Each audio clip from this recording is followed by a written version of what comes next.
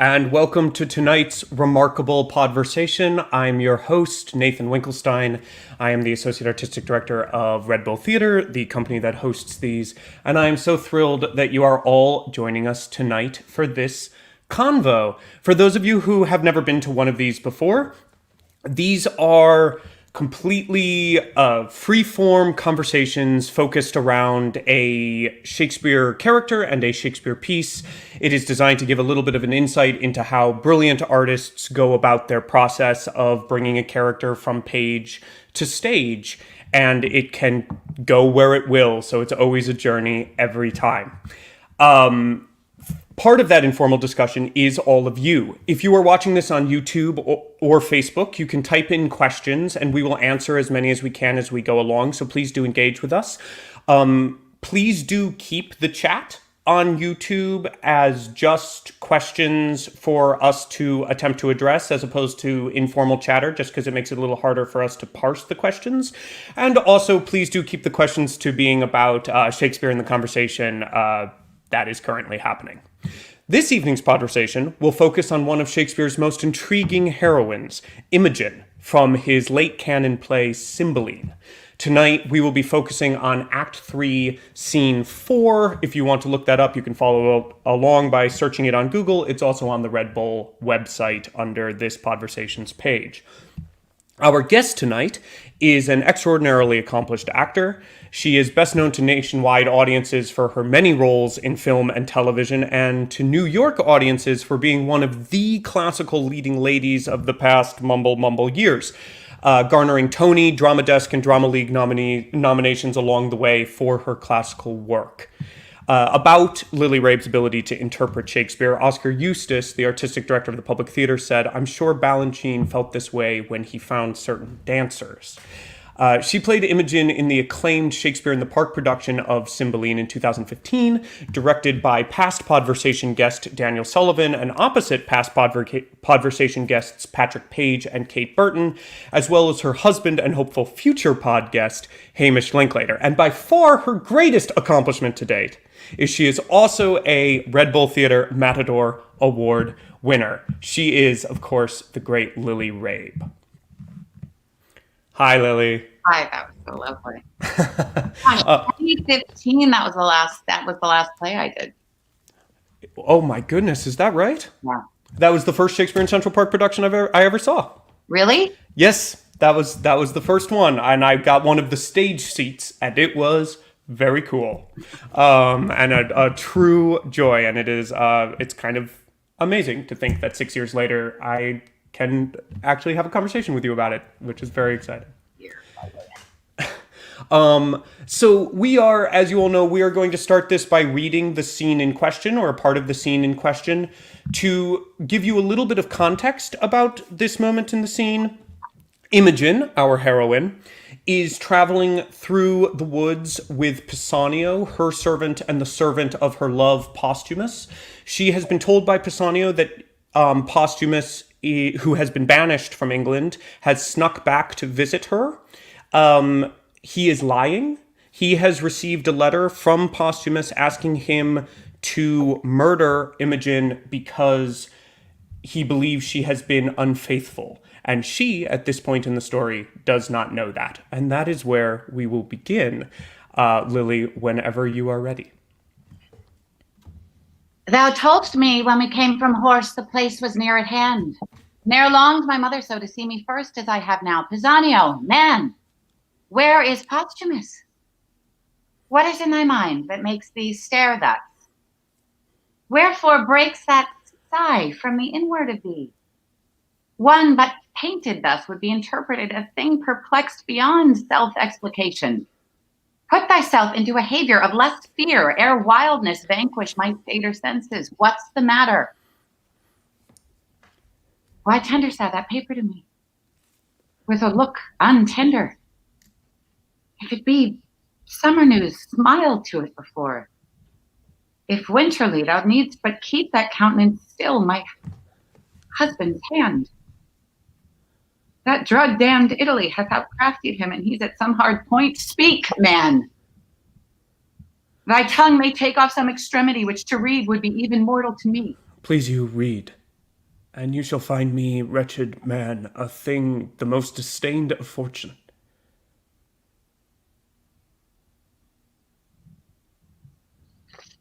Thy mistress, Pisanio, hath played the strumpet in my bed. The testimonies whereof lie bleeding in me. I speak not out of weak surmises, but from proof as strong as my grief and as certain as I expect my revenge. That part thou, Pisanio, must act for me. If thy faith be not tainted with the breach of hers, let thine own hands take away her life. I shall give thee opportunity at Milford Haven. She hath my letter for the purpose where, if thou fear to strike and to make me certain it is done, thou art the pander to her dishonor and equally to me disloyal.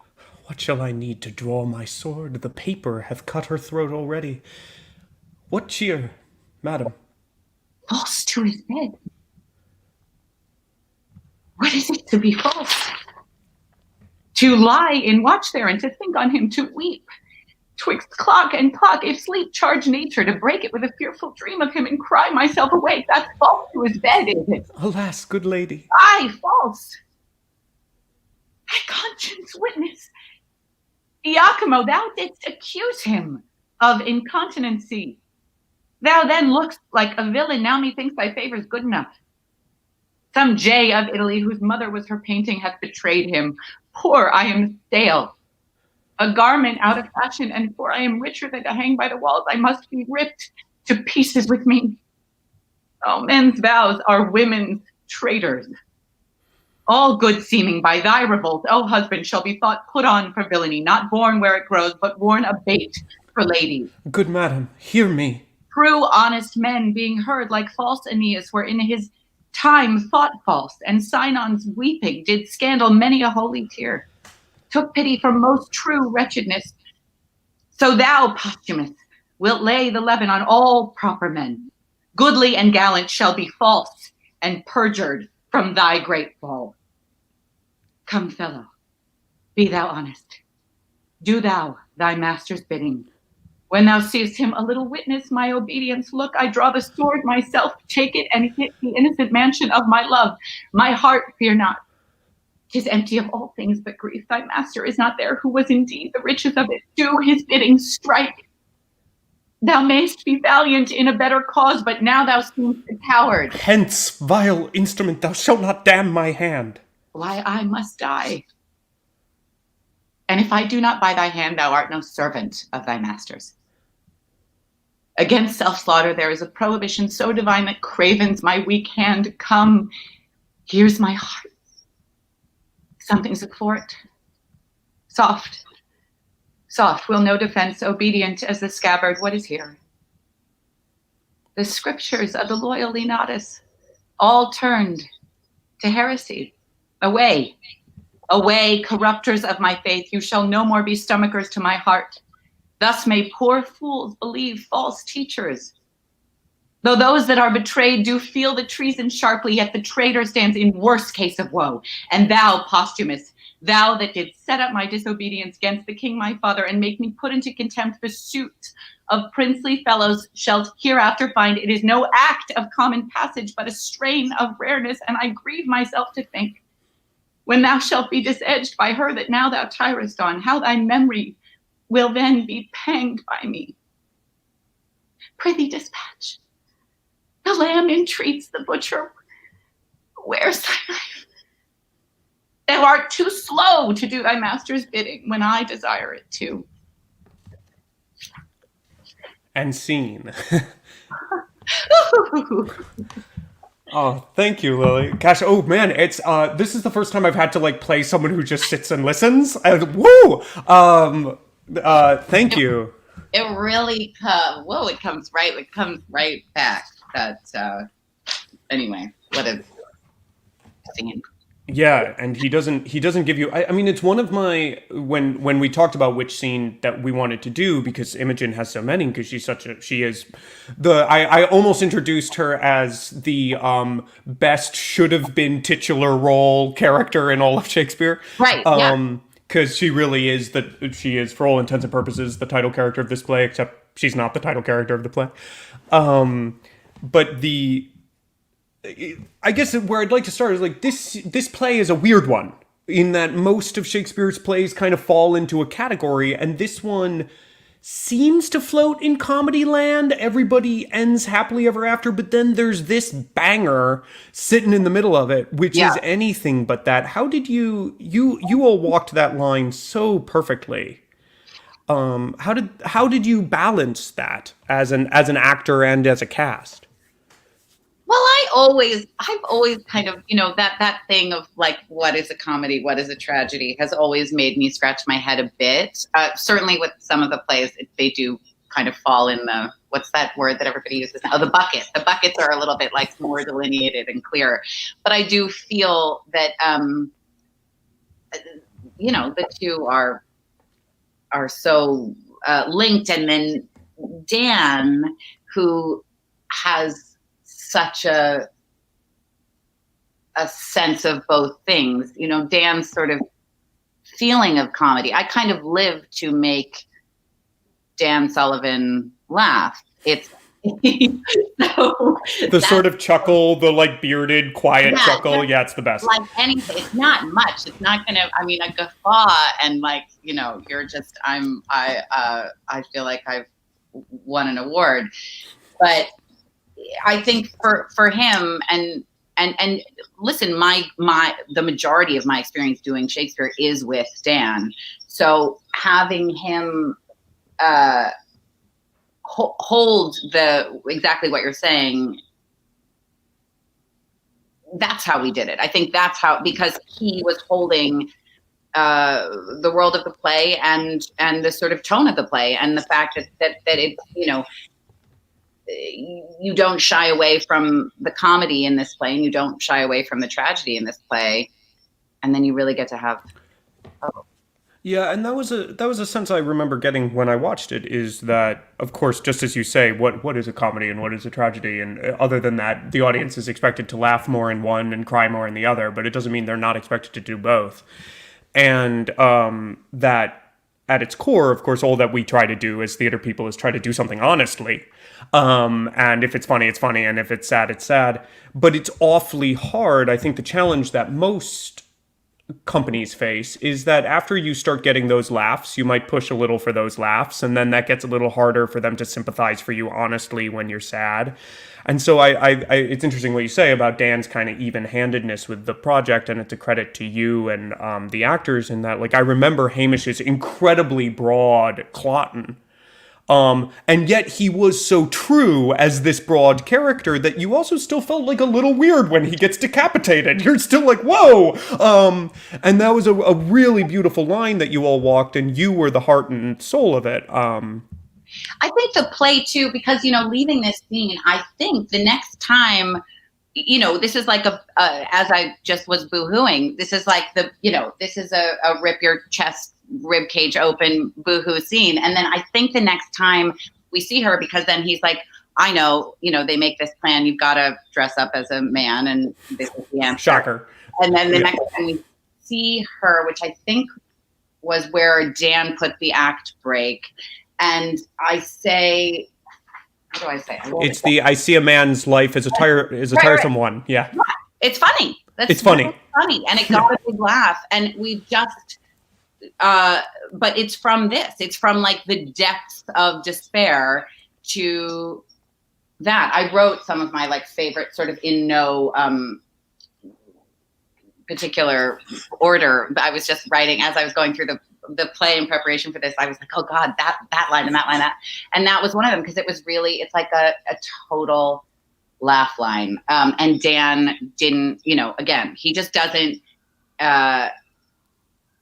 he's not afraid to lean completely into both. And I think actually Hamish, the doubling in this production, and Hamish, it's a perfect example of both of those performances. Cloten, the wig alone was, I could barely be on stage with it because it was so funny. And then he was playing Posthumous with this like big, beautiful, open heart. And Posthumous is a pretty serious guy. but there was like massive physical comedy in his Cloten performance, and it was all welcome in this play. Yeah, and that was and just for you, it's interesting. Like for him, it was in two different characters, and for you, as you just said, it's in two adjacent scenes. Yeah, as you go from sort of this. And I found it interesting. I was also obviously rereading the play in preparation for this, and that in two adjacent scenes, you, at least according to the text, you handle a blade, and in this scene, it's I'm giving you this weapon for you to kill me, and it's very serious, and and in the very next scene, you're like pulling a dagger and you're terrified of it and you don't know what to do with it, and you're suddenly taking exactly this same motif and turning it to comedy. And I thought that was very deftly handled by you. It almost felt like Shakespeare was like, it's near the end of my career. Let's see what sort of weird twists and turns we can toss my actors and see what they do with. And we've already got a question from the audience. Let's ask, because I was going to ask you, Jenna's asking what is so attractive about Shakespearean work and what draws you to it. Could you, before answering that, could you also tell me the story about how you started with Shakespeare? Well, let me, to this, I was just thinking about this because I was in preparation for this. I was Hamish is in Canada in quarantine right now, and so we were sort of going through the play, and there were pieces of this speech also that Dan had cut, and I was like, well, what do you think this, and what is this? And we were sort of, sometimes I will look to other people who I think maybe have more experience. This could be like the rest of the conversation, because I think as a woman, this is something that I also feel so strongly about. But it's like this desire to kind of, or this not desire, this sort of knee-jerk reaction to think like, let me ask this person what this means. But what was so wonderful, and I was just reminded so quickly, is in our texting back and forth and FaceTiming back and forth and talking about it, we were both discovering it together in such personal ways, but simultaneously saying, oh no, that is what it means. Like we arrived at the same thing, but we got there absolutely personally.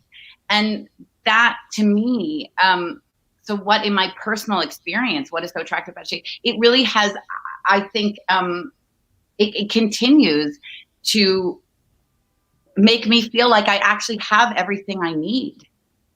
And I think that that's just as a human being. And I, I now have all these daughters, and I just never want them to feel like, you have everything you need. And that is the thing about Shakespeare. You have everything you need to do it. And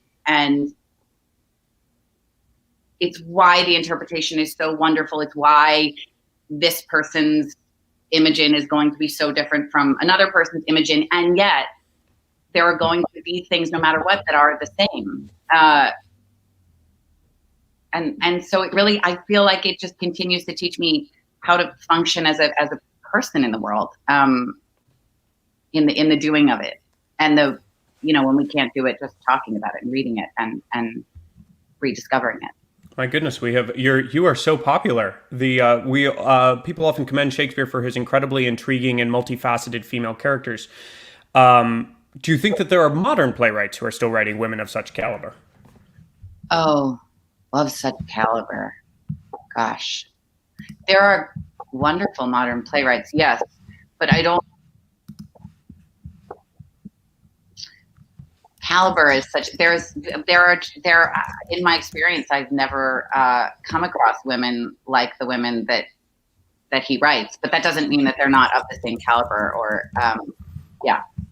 Well, and let me ask a question about that, which will take us a little bit back to Imogen. She's near the end of the line in terms of Shakespeare, of sort of a run, an arc of female characters that he wrote that follow a similar journey and that were also kind of an archetype at the time. And probably the first one that he wrote was Julia in Two Gents, and this is sort of the incredibly honorable, intelligent, witty woman who strives and fights to get what she wants, and what she wants is often an extremely flawed male. Um, and I find that modern audiences often are going to actually have a little bit of a hard time sympathizing with the Julias of the world. Because it's like, just, he's not as good as you. Find somebody else. And I'm curious whether you've struggled with that at all with this character. I do think he wrote this character a little bit differently, and we see it somewhat in this, but I'm curious if you battled that at all. Well, and the dads. I mean, Portia's dad, and Cymbeline here, they set these women out on like a rough. There's the this missing mother, the lack of the mother, and these dads who are really not so wonderful. And then the guys. I think, listen, it's, Hamish played Posthumous, so there was so much for me to love and to fall in love with, but I always feel like there is enough. I guess when I pull back the lens and I've read sort of critical, and I don't mean like reviews, but that's a real criticism of this play in particular.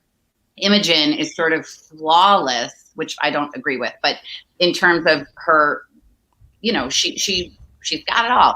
And then Posthumous, he really screws up, and he really is lacking in certain ways. And the way he, because there was that wonderful mirror of the two where when Iachimo says to Posthumous, I did it. I slept with her. And I have the bracelet to prove it. And he's like, hasn't even gotten to the fact that he says that and I also saw this mole under her breast. Posthumous is already like, but it's for sure. Like, yep. I buy it. It happened. He's so quick to believe that she was unfaithful. And meanwhile, when Iachimo does the same thing with her, she's like, no way, you've got the wrong guy. And then it takes reading a letter in his hand saying, I want her dead, for her to finally start to think that he has been unfaithful. So they're not the same there in terms of their loyalty and also just their willingness to defend this person that they have said they love. One of the first things, I think, this was another thing we were remembering, that like the first thing they say is, I wrote it down also. She says to him, look here, love, this diamond was my mother's. Take it hard, but keep it till you woo another wife when Imogen is dead. And then he says, how another? You gentle gods, give me but this I have, and sear up my embracements from an ex. My handwriting is terrible. With bonds of death. So it's like the first thing they say is, this will never happen. I would rather die. I'll be dead. And then very quickly he's like, oh no, she, forget her. She would beat her. And Imogen does what she does. So there is tremendous imbalance, but the way she loves him is, to me, that's more about how wonderful Imogen is. And what I mean is just her belief in the inherent good in people. And I don't think it's that she's kind of blind in her love for him. She sees things about him that are absolutely true, and she focuses on those, and she holds on to those. And she's really optimistic. And she also has instincts about people through the entire play. Like when stepmom is like, listen, I'm actually great. I've totally got your back. She knows. Right. When she meets her brothers, who she doesn't know are her brothers, she's like, these guys are really great. I can really trust them. And she can. Caius Lucius. She's right about him. Her instincts never lead her astray. So I would like to believe that her instincts about who Posthumus truly is, because of how we see her through the play and how she's right about everyone. She's right about him.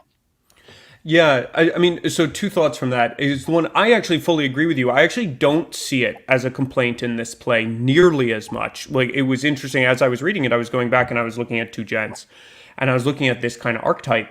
And in that, you have a woman who finds out, same way actually, finds out kind of like through a lot of news that her partner Proteus is unfaithful to her, not because he's been told that she cheated, just because he decides he likes someone else.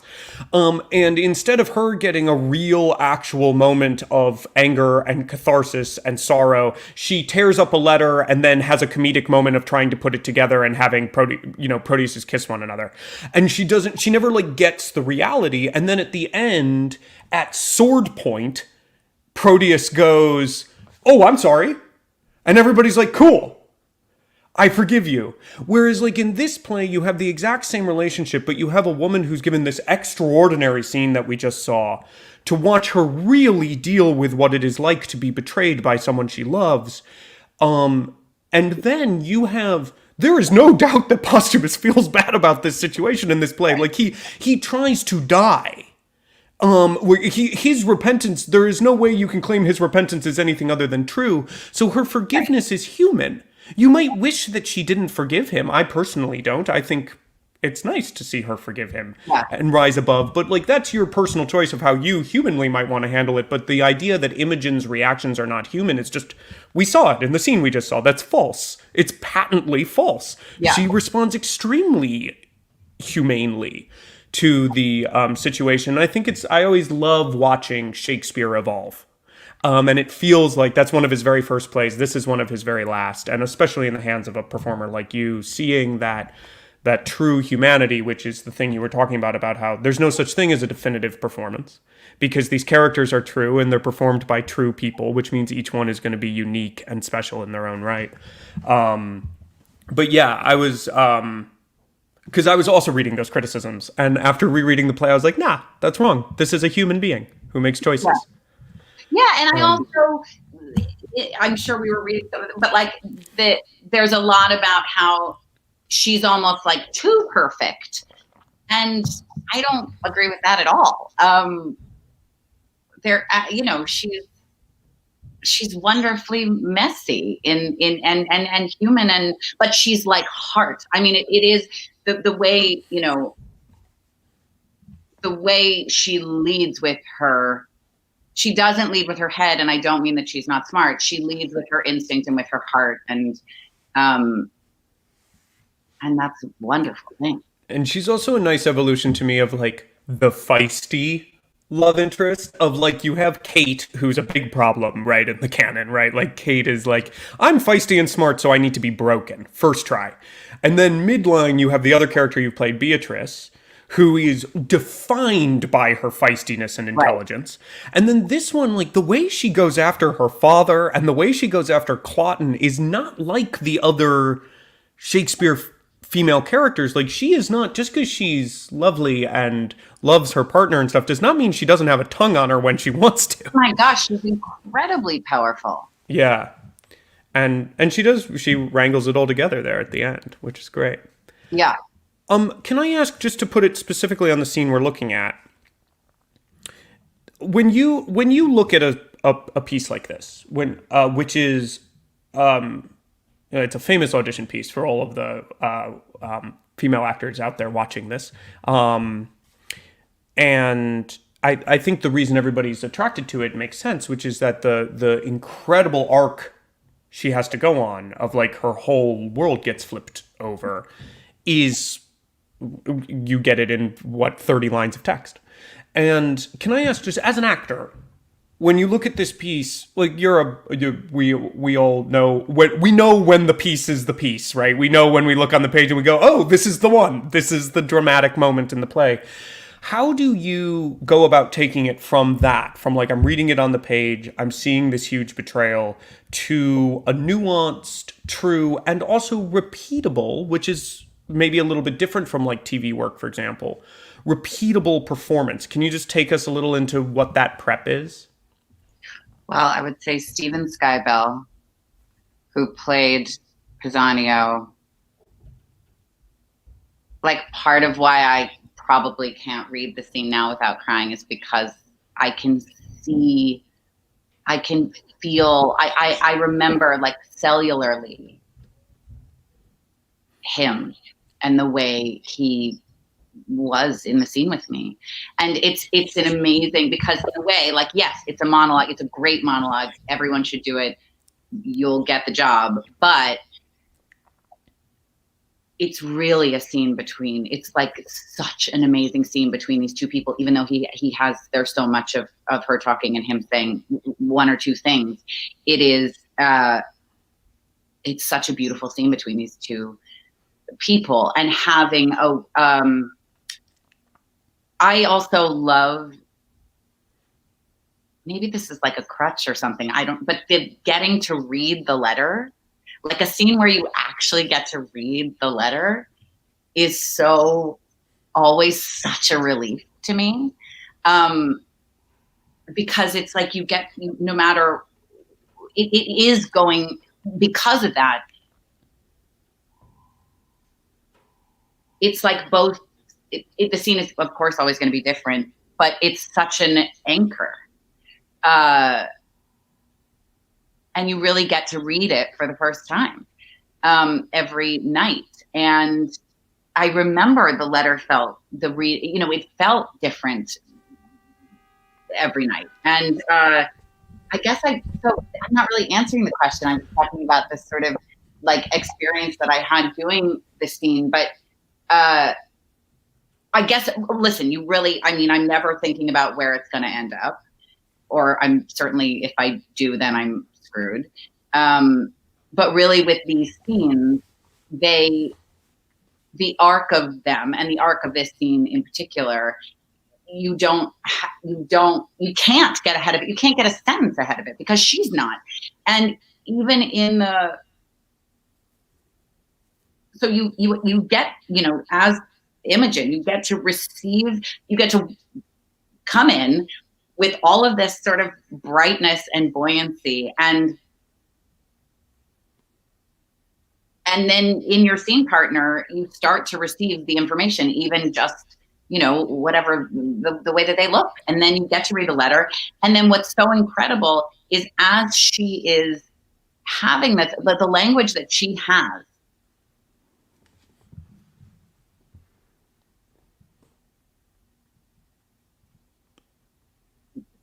when she gets to, there's someone else. It's not the first thing. No. The point, that's not where her brain goes. It's that the world-bending experience of this person who she believes knows her better than anyone, has written this thing that is so opposite to the truth of her, so false to his bed, saying that, and then trying to get inside of his head. This is what it means to be false. And then she gets to, there's another woman. And then she gets to one of the great things of, this is horrible for me, but this is going to be so much worse for him when he realizes what he's lost. It's like the advice that we all give, that we've all said to someone who has gone through anything remotely like this, even if the stakes are a little bit lower and there's not like a hit out on them. But we're like, listen, I know this is horrible right now and your heart is in pieces, but this other person is going to suffer more and regret this. But she's doing it for herself. And it's amazing. So can I ask, to follow up, just because I think it's in sort of the nitty gritty that I am attracted to as a director and recovering performer, is this sort of idea, like, we all know, and it's true, and if you don't know, now you know, that anyone out there, that like an actor's sort of the classic trope of an actor's sort of a misnomer. An actor is a reactor. You need to be taking your honesty from your partners, and that is what you do when you are on stage. Is you take your truth from the other person, from the impetuses you receive as your character. But there's also like the table work part, which I think is what we started talking about in the second half there, where like before you get to being able to listen and honestly interact with your partner as Imogen and as Pisanio, you need to sit at a table and look at the lines and have these kinds of conversations about understanding what are they actually going through. Can you talk about for you, and maybe that's not how you see it, in which case please correct me, but can you talk about like going through those two aspects, the kind of intellectualizing a character, trying to understand intellectually who they are, and getting to the point where you're not intellectualizing, where you're able to just listen Right. and respond? Yeah, because it is, and as just listening to you say that and thinking about Stephen in the scene, it's like there's just a witness to the experience that she's having. I'm sort of not answering, I'm going back, but just Okay. the fact that she, her heart, it's one thing to have your heart break in real time, but then to actually have someone witness it and making the decision, or not even making the decision, but like where there could be so much shame and rage at the other person, and she has a little of it, but really what she does instead is decide to let it break in front of him. And like that's so much of the scene. So yes, getting back to not intellectualizing it and doing the table work. And I'm probably like not the perfect person to talk to about that, because I'm sure I do table work all wrong. But it's kind of like what I was saying. Like Hamish and I were doing table work on this scene a few hours ago, a play we've both done. In my mind, he's like got a built-in, every single word is he knows exactly. But really, but no, yeah.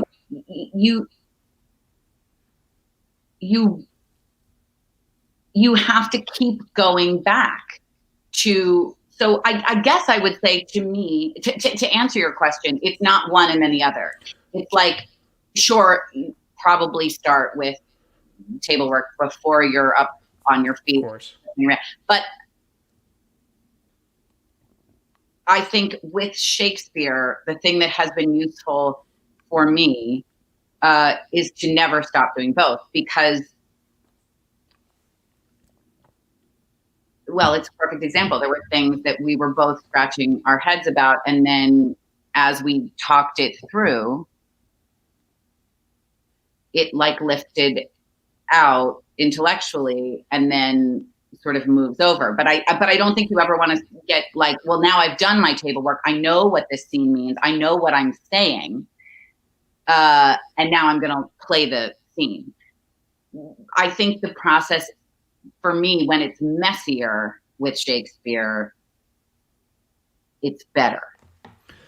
That makes sense to me. I mean, it is an interesting, because I know that you've worked with young actors. Another one of these things you did with Hamish was with Bounded in a Nutshell with Chukwudi Iwuji, who's also been a guest here, where you worked with young actors.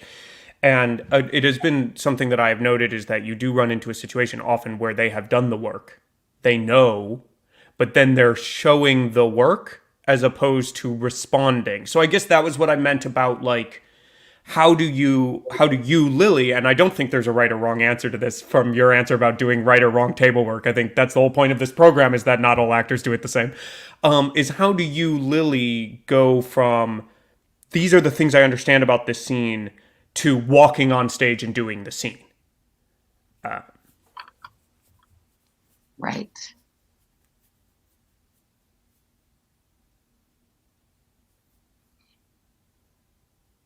The language. I mean, saying the words.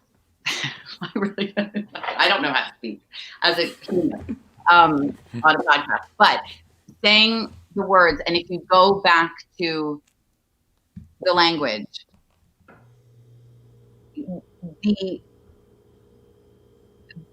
the answers are there. So it's like, how do I go from understanding what the scene is and doing the scene? I don't know if I know the answer. No, that's great. I love it. I love that it's a question that I feel like it semi stumps a lot of people because there at some point it's a thing we do. But I think the language, I love actually that answer, especially with Shakespeare, because he carries you. But really, so like, Yeah. if you are stumped and you just say it,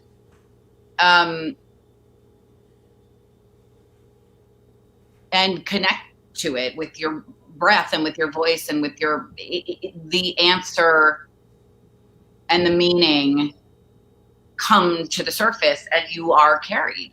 I mean, you really are. And that's like, this scene is, to come back to this scene, such a perfect example of being carried. And if you think that you're like gonna outsmart the scene or get ahead of it, you're in a car crash.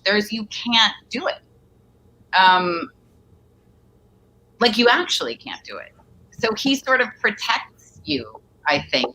And that's what I mean by getting handed the letter. It's like, you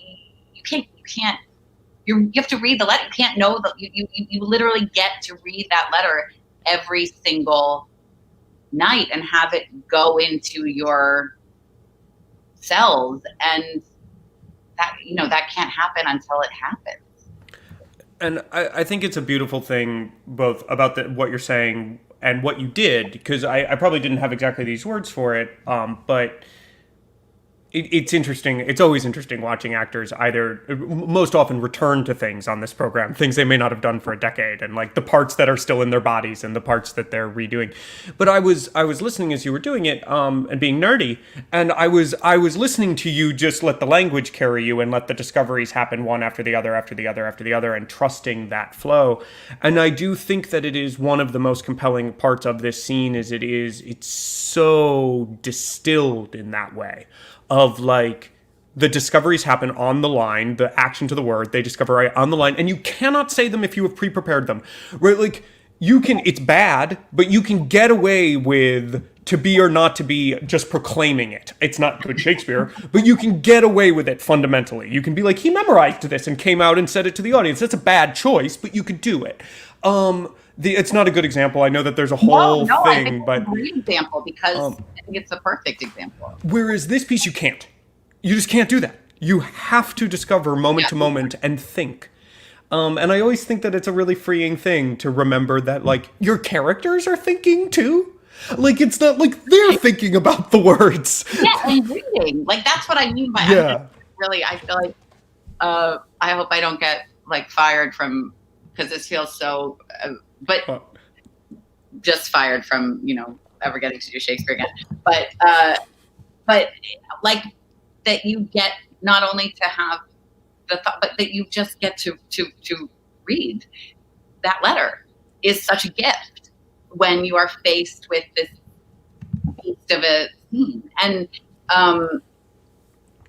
it's like with the, very famous speech in The Merchant of Venice.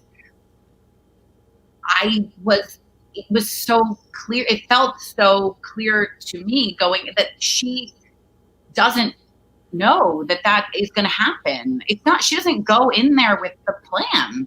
She thinks, like, for sure this guy is going to see, this guy meaning Shylock, is going to see what I'm saying. And then he doesn't, and he doesn't, and he doesn't, and he doesn't, and he doesn't. And then suddenly that she's saying what she says.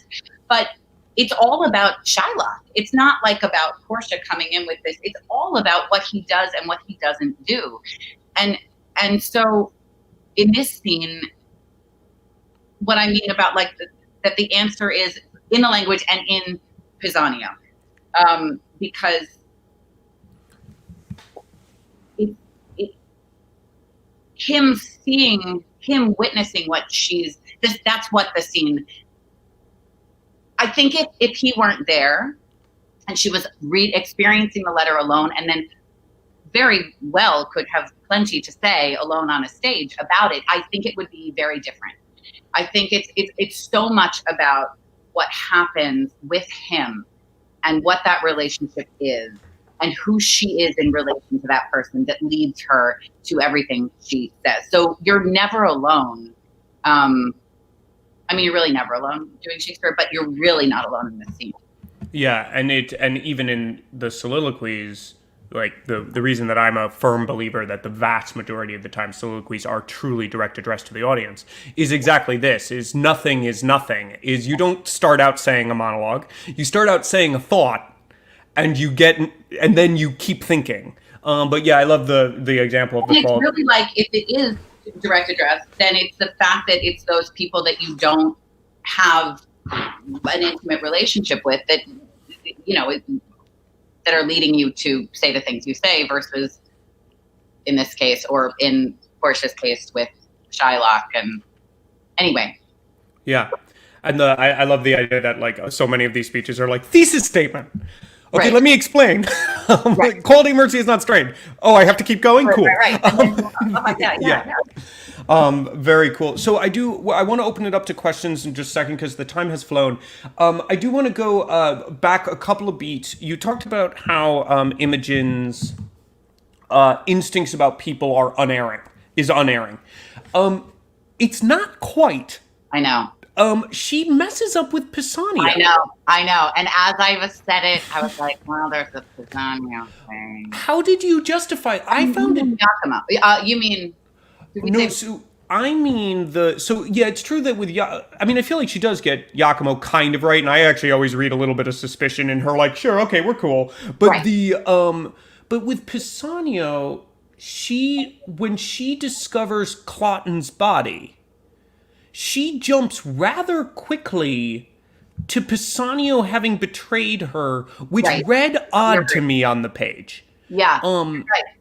And I was also thinking about the Giacomo, where she's right mostly, but then she is like, after he's like, I was just testing you, and we're back. All right, sure, yeah. But again, because I had Raoul, like, it made all the sense in the world. So, right, yeah, she does jump very quickly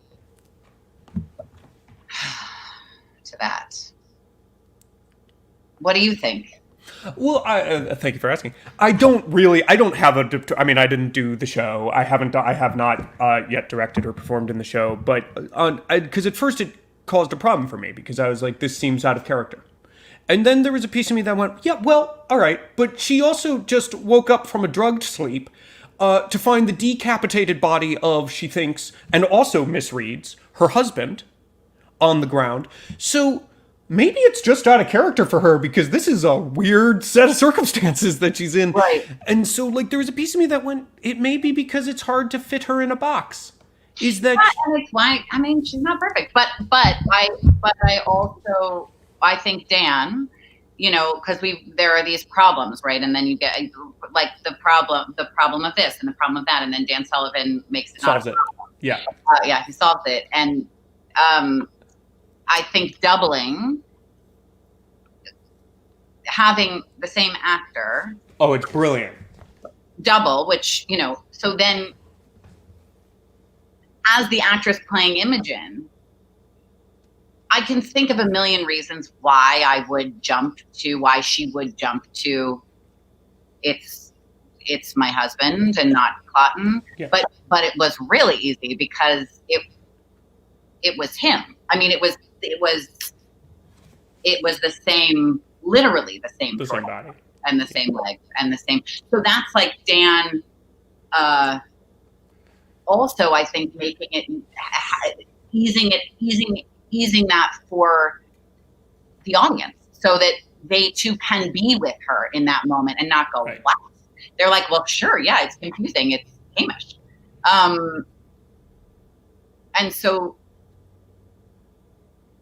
yeah. Yeah. And I think that the Pisanio, I mean, it makes sense to me that she thinks the only person who knows where both Posthumus and you are is Pisanio. So it actually is to some extent logical that the only possible way this guy could be in the same place you are is if Pisanio had something to do with it. Right. So it's not particularly well thought out. She's grieving. She just woke up from being drugged. But it does actually make some logical sense for her to make that leap. And you know what? This is sort of just from a sort of emotional place, this is where I always get so excited to talk about this, because it could, bringing it back to what we talked about earlier, which is her heart breaks in front of him. And while she, in that moment, really does stay,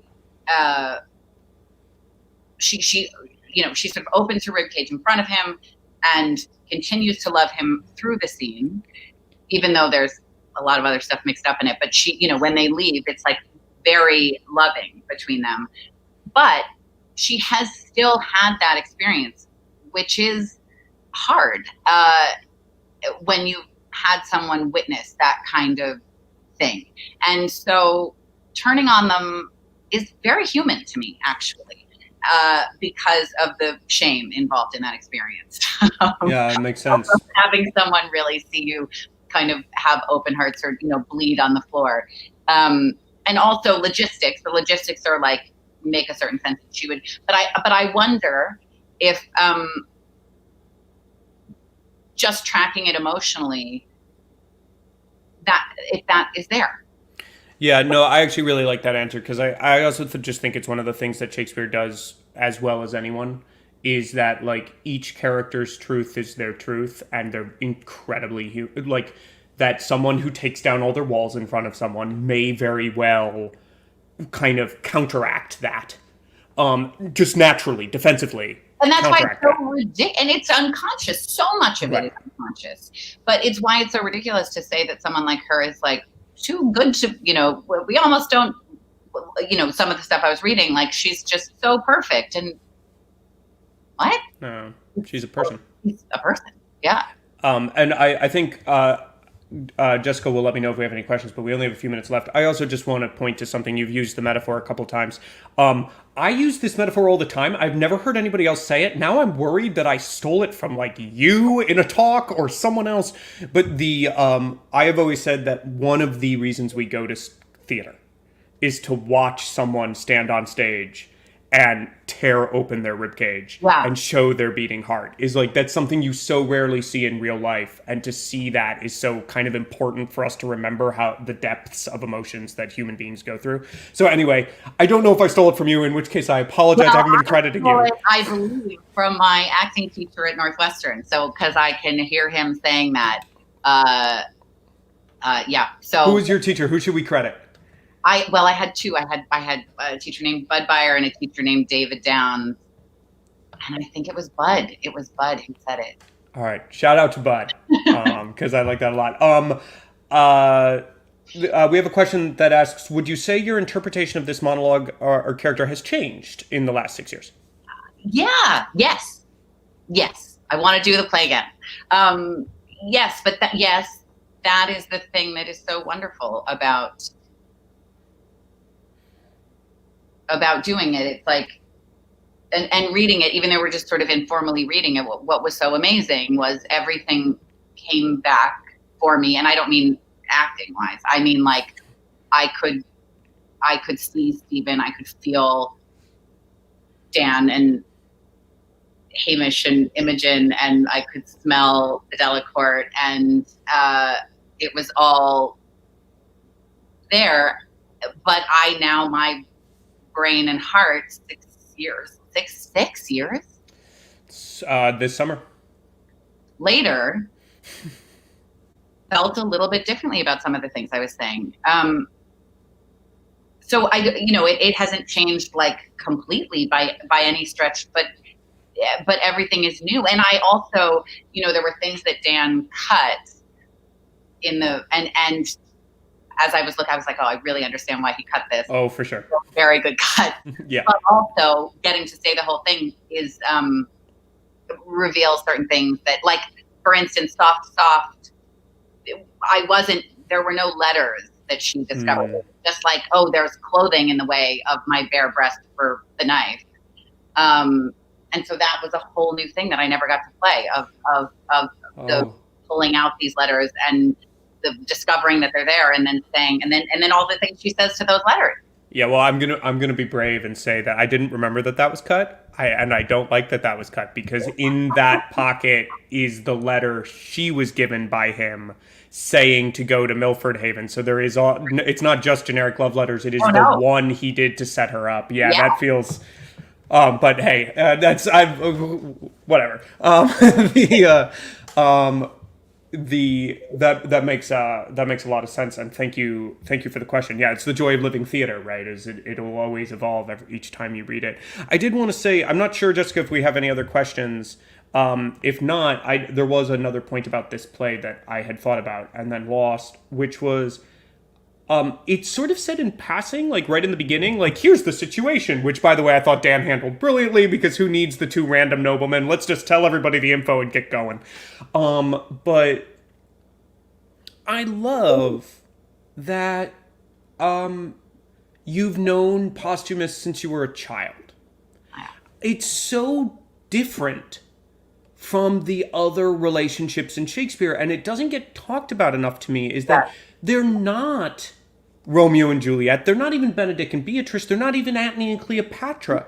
They are lifelong friends. They truly do know each other. They don't just like know each other in their hearts. They know each other. And also, Dad, like, like, so when he's like, I don't like this, she's like, Dad, come on, you see me out in the yard, like with this guy. What did you know? So you're right. It's such a beautiful thing about the relationship. And I also think it goes back to why, to me, I never questioned, like, should they end up together? Because I think they and it's why this is such a devastation. They know each other. They know each other, before, like, before hormones, before everything got, like, that true essence of these two souls, like, that's just there. Yeah, and then maybe this is a place to finish it, but another thing that critics seem to dislike is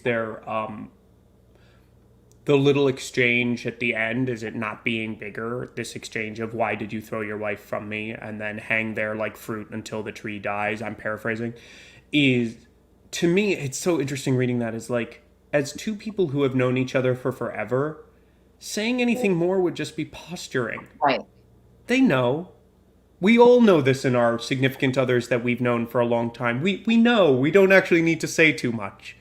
I mean, there's Beatrice, but not that they grew up from children, but there's all that history. So it's like, in that scene that they have, it's some of the most beautiful love language, but it's not flowery. It's really simple, and not much is said because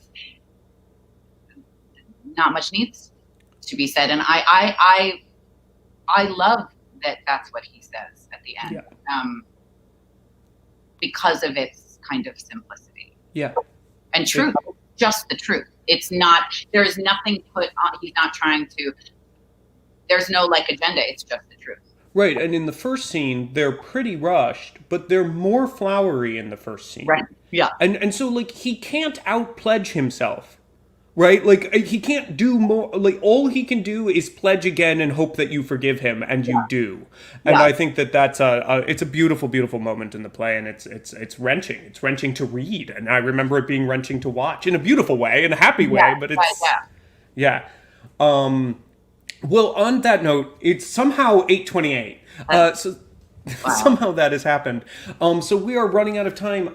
I didn't ask you beforehand. Do you have any? I mean, you're working on a million things. Is there anything you're working on that the people who are watching can tune in and see you in anytime soon? Oh, well, sure, but not on stage, and that's just where I want to be. Right. So, the Underground Railroad with Barry Jenkins is coming out in May. It is May now. We are in May. Yes, we are in May. And I'm working on, I just did I just finished shooting a movie called The Tender Bar. and I'm an American Horror Story, the 10th season, which also I can't believe the 10th season. So yeah, but gosh, I miss. This was such, I always loved talking about the theater, but more so than ever now. Well, I so appreciate, I know how much you are doing right now, and I so appreciate you taking the time. It's a joy for me, and it's a joy for our listeners. And this has been a refreshing and fulfilling hour. It's a re-rev, which is nice. I always love those. You can, you don't have to stay. Now I have to do all the Red Bull stuff at the end. But it'll only take me 2 seconds, which is, if you have enjoyed this program, all of the previous Podversations are available on our website, the Red Bull Theater YouTube page, and we have a lot of other exciting content upcoming. Coming up on May 17th is a reading of Sejanus, His Fall, directed by yours truly. That's our next big project upcoming.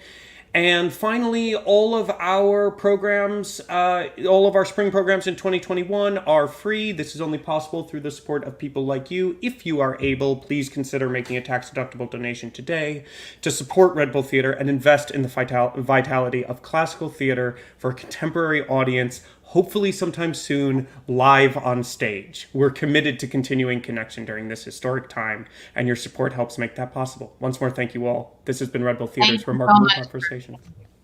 Thank you, Lily. Thank you all. I'm your host, Nathan Wittgenstein. Good night. Bye.